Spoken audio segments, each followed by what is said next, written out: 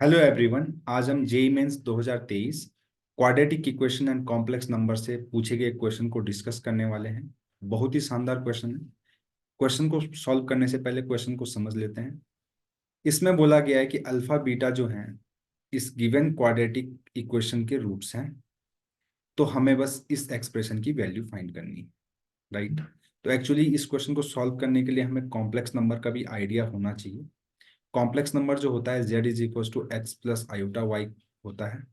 इसमें x real part y imaginary part होता है। इसको लिखने का दूसरा तरीका z is equal to r cos theta plus iota sine theta होता है, राइट। और इसी को हम लिख सकते हैं z is equal to r e की पावर आयोटा थीटा। ठीक है। तो उसी चीज को हम यहाँ पे उसी फॉर्म को हम यहाँ पे लिखने वाले हैं। ये जो r होता है ये मॉडुलस ऑफ z होता है। ठीक है ना।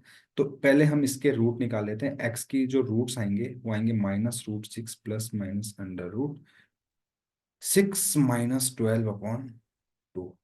यहाँ से x को मैं लिख सकता हूँ √6 को अगर मैं कॉमन लूँ तो -1 प्लस माइनस √6/2 मैं लिख सकता हूँ इसको। सॉरी, -1। -1 को मैं आयोटा लिख सकता हूँ। x equal to √6 -1 plus minus iota. But यहाँ पर इसको थोड़ा स्टैंडर्ड फॉर्म में लिखने के लिए मैं क्या करता हूँ, इसको कुछ इस तरीके से रिप्रेजेंट कर देता हूँ। -1/√2। रूट टू से मैंने क्या किया इनटू किया अंदर, है ना। इसको √2 से इंटू डिवाइड कर दिया, ऐसा भी आप समझ सकते हैं। Plus minus आयोटा/√2।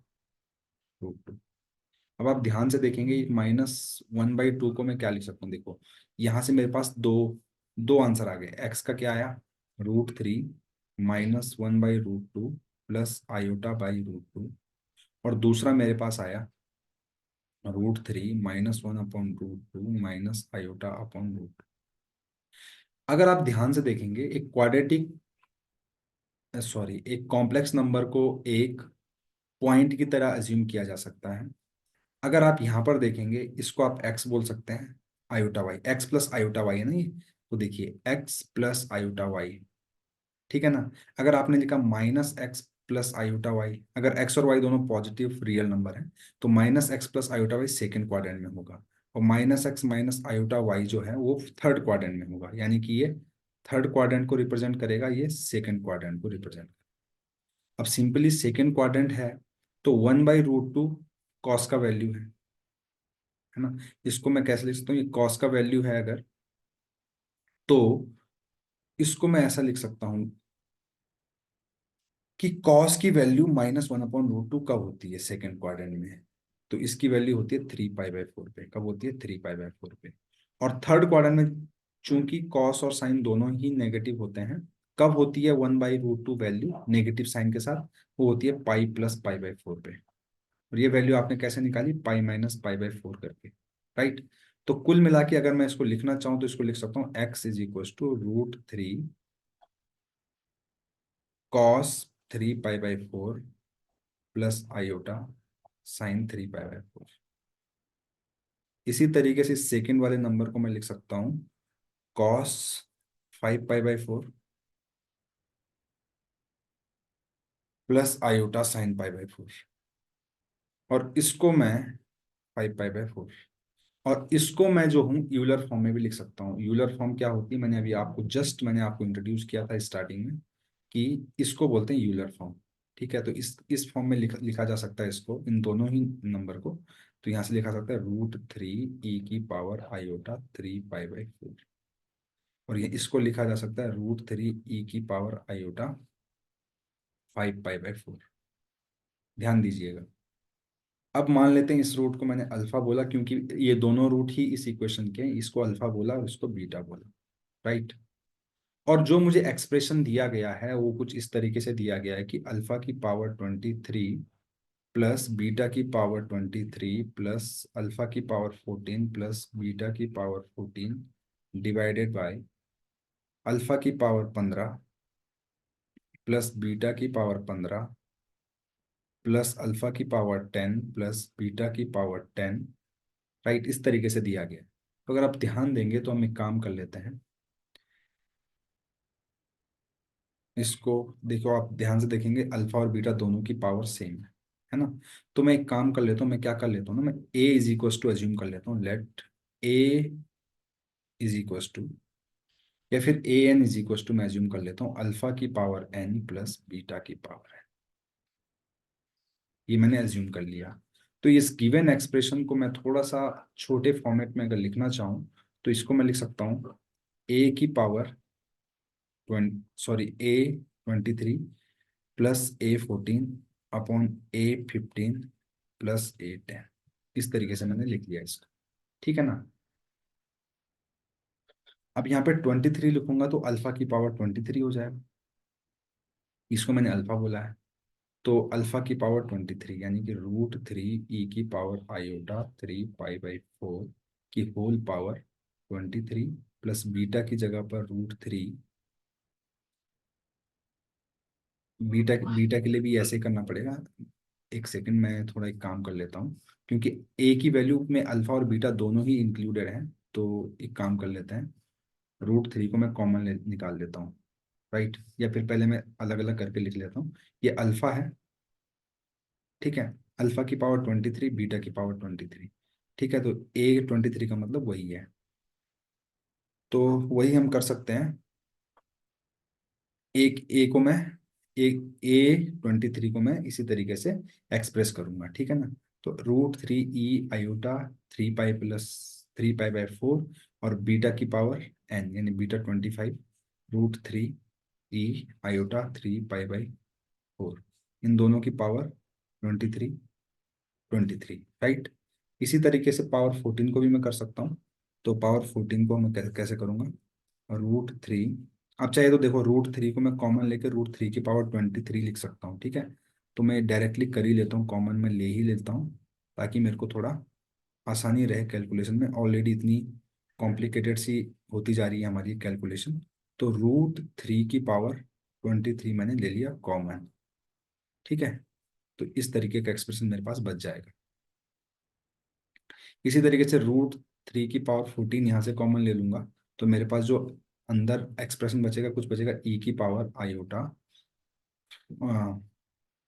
यहाँ पर ये 5 पाई/14 था, राइट, यहाँ पर आयोटा 3 पाई/4,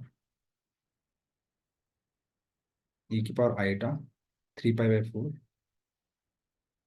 प्लस ई की पावर आयोटा 5 पाई/4, ठीक है। इसी तरीके से फटाफट से मैं डिनोमिनेटर में लिख दूंगा, और इसकी पावर 23 करना बिल्कुल नहीं भूलूंगा, ठीक है ना, 23 और इसकी पावर 23, ठीक है। इसी तरीके से डिनोमिनेटर में भी कर दूंगा, ए 15 था तो √3 की पावर 15 बाहर लिख लिया, और अंदर आएगा ई की पावर आयोटा 3 पाई/4 की होल पावर 15 प्लस ई की पावर आयोटा 5 पाई/4 की होल पावर 15, और सेकेंड वाले ब्रैकेट में देखिए क्या है, अल्फा की पावर 10 है, यानी कि एक A10 है यहाँ पे, तो यहाँ पे √3, जल्दी जल्दी मैं लिख, तो इस तरीके से मैंने इसको लिख दिया है। अब आप ध्यान दीजिएगा, डी मूवर्स थ्योरम नाम का एक कॉन्सेप्ट होता है, क्या होता है, डी मूवर्स। तो डी मूवर्स थ्योरम बोलती है कि हम cos theta plus iota sine theta की होल पावर अगर एन है, डी मूवर्स थ्योरम बोलते हैं, तो इसको हम लिख सकते हैं cos n theta plus iota sine n theta. De Moivre's theorem का स्टेटमेंट ये होता है। आपने इस एंगल को इंटू कर दिया यहाँ पर आर्ग्यूमेंट के साथ में, ठीक है ना। तो अगर ये, इसको तो मैं e की पावर आयोटा थीटा भी लिख सकता हूँ, तो अगर इसकी पावर n हो जाए तो इसको लिखूंगा e की पावर आयोटा n थीटा। तो वही कॉन्सेप्ट मैं यहाँ पे करने वाला हूँ, ये जितने भी जो ये पावर हैं इनको मैं एंगल के साथ इंटू करने, फॉर श्योर। तो ध्यान दीजिएगा, वही चीज मैं करने वाला हूँ। यहाँ पर आप देखेंगे कि पावर 23 को मैं अंदर इंटू करूंगा, इस पावर 23 को अंदर इंटू करूंगा, ठीक है। तो अगर इस तरीके से मैं कर लूँ, और साथ में देखिए न्यूमरेटर में से मैं √3 की पावर 14 को कॉमन ले सकता हूँ, डिनोमिनेटर में से √3 की पावर 10 को मैं कॉमन ले सकता हूँ। तो अगर एक साफ सुथरा एक्सप्रेशन में लिखना चाहूँ तो ऊपर से मैंने √3 की पावर 14 को कॉमन लिया, नीचे से √3 की पावर 10 को कॉमन लिया, तो जो कि कैंसिल होके √3 की पावर 4 बच जाएगा। क्या बच जाएगा? √3 की पावर 4 बच गया। अंदर मेरे पास सारे जो एंगल हैं वो क्या हो जाएंगे, कुछ इस तरीके से बचेंगे, √3 की पावर 9, ठीक है ना। और √3 की पावर 9 के बाद मुझे क्या क्या मिलने वाला, e की power iota 23 × 3 π/4, right, plus e की पावर आयोटा, ध्यान से देखिएगा, ध्यान से, है ना। देखिए 5 π/4, ये देखिए 23 का इंटू अंदर हो जाएगा ना, 23 × 5 π/4। इसी तरीके से दूसरे ब्रैकेट के अंदर 3 की पावर 14 को मैं कॉमन ले चुका हूँ, तो मेरे पास प्लस करके बचेगा e की पावर आयोटा, पावर में जो था 14 था, तो 14 × 3 π/4 प्लस e की पावर आयोटा 14 × 5 π/4। ठीक है, इसी तरीके से मैं जल्दी से डिनोमिनेटर को भी लिख लेता हूँ, इसी पैटर्न से लिखूंगा। मैं नहीं चाहता हूँ कि मतलब आपको बार बार सेम चीज में एक्सप्लेन करूँ, तो मैं जल्दी से लिख देता हूँ इसको।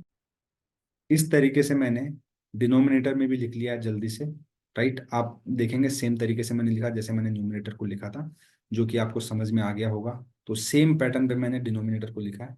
अब आप ध्यान से देखिए, अगर आप 23 इसको इंटू करोगे, तो जल्दी जल्दी से मैं लिख देता हूँ। और यहाँ से देखिए ये 7 बचने वाला है, यहाँ से 7 बचने वाला है, यहाँ से देखिए अपॉन में 2 बचेगा, यहाँ पर भी ऑब्वियसली 2 ही बचेगा अपॉन में, है ना।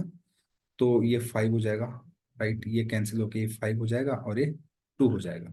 तो मैं इसको एक साथ लिख दे रहा हूँ, क्लीन एक्सप्रेशन में लिख दे रहा हूँ, ठीक है ना। तो मैं थोड़ा जल्दी से लिखूंगा, आपको करना इसी तरीके से होगा जिस तरीके से मैंने आपको एक्सप्लेन किया है। तो देखिए √3 की पावर 4 को मैं सीधे 9 लिख दे रहा हूँ, ठीक है।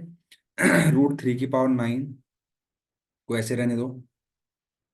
और यहाँ पर देखिए इस एक्सप्रेशन को मैं क्या लिख रहा हूँ, देखो e की पावर आयोटा 69 π/4 प्लस e की पावर आयोटा 123 × 115 π/4, ठीक है। अब दूसरे एक्सप्रेशन को आप देखेंगे, ध्यान से देखेंगे, e की पावर आयोटा यहाँ से आ जाएगा 721 π/2 प्लस इस तरीके से e की पावर 7 × 5 = 35 आयोटा 35/2, इस तरीके से आ गया, राइट।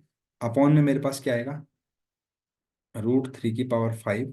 अब यहाँ से इसको फटाफट से अगर मैं कैलकुलेट करके लिखूं, तो आप ऐसे इसी प्रोसीजर को फॉलो करना, और आपका आंसर मैं डायरेक्टली लिख दे रहा हूँ यहाँ। तो इस तरीके से मैंने इस एक्सप्रेशन को पूरी तरीके से लिख दिया है। अब मैं आपको एक चीज बता देता हूँ, देखिए, अगर मैंने लिख दिया e की पावर आयोटा 5 π/2, राइट, 5 π/2 अगर मैं लिखता हूँ, तो ये एक्चुअली π/2 का ऑड मल्टीपल है। इसको मैं लिख सकता हूँ cos 5 π/2 plus iota sine 5 π/2, right. अब आप ध्यान दीजिएगा, यहां पर ये जो लिखा गया है, राइट, ये जो लिखा गया है 5 π/2, ये 0 हो जाएगा। यहां से मेरे पास केवल आयोटा वाली टर्म बचने वाली है। तो इस कॉन्सेप्ट को यूज करते हुए मैं इस जो ये एक्सप्रेशन यहाँ पे लिखा गया है, इसको मैं समराइज करके मतलब शॉर्ट फॉर्म में लिखने वाला हूँ, ठीक है ना। तो आप ध्यान से देखिएगा, तो आप इसको अगर फर्दर सॉल्व करेंगे, तो जो 15 π/2 है, इसको लिखा जा सकता है 4 π माइनस π/2, राइट। तो 4 π - π/2 लिखा जा सकता है, या फिर इसको 4 π - π/2 लिखने की जगह इसको डायरेक्टली -π/2 भी लिखा जा सकता है। और 25 π/2 को हम लिख सकते हैं 6, यानी कि 6 × 24 ना, एक सेकेंड है, 4 π नहीं लिखा जा सकता, 8 π।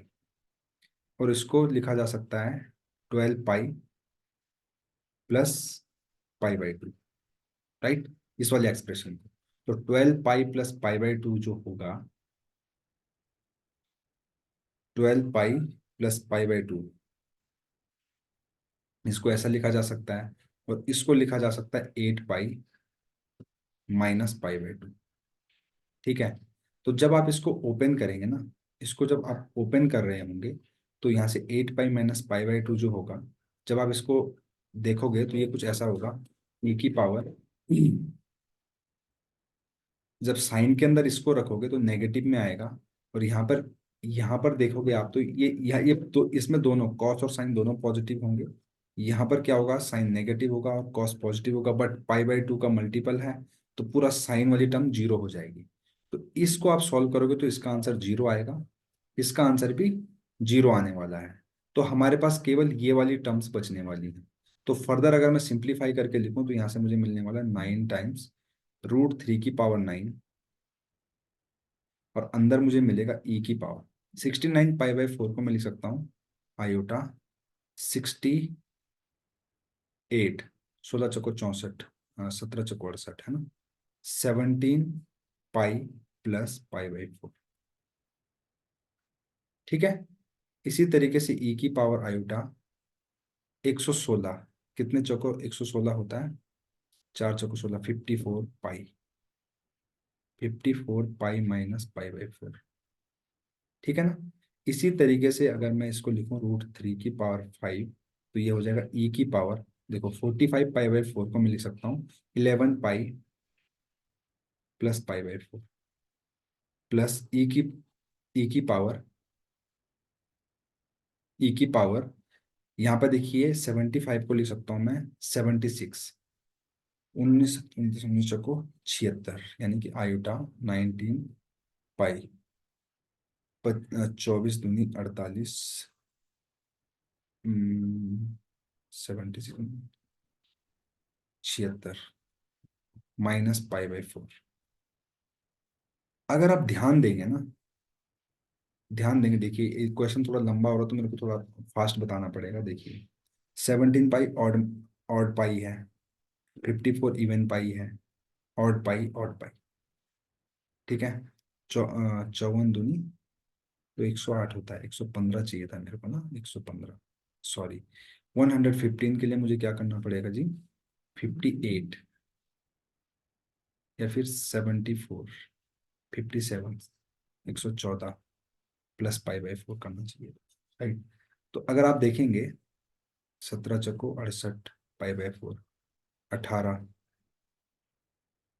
18 चौको 72, और यहाँ से हो जाएगा ये तो कुछ ज़्यादा ही हो गया। मैंने 54 लिखा, 27 चौको, एक सेकेंड है, 116 है ना, 58, 28, तो ये 28 pi plus, sorry minus pi by 4 होगा, राइट। अगर आप देखेंगे ये सेकंड क्वाड्रेंट में होगा, नहीं, ये होगा फोर्थ क्वाड्रेंट। ठीक है। ये होगा थर्ड क्वाड्रेंट।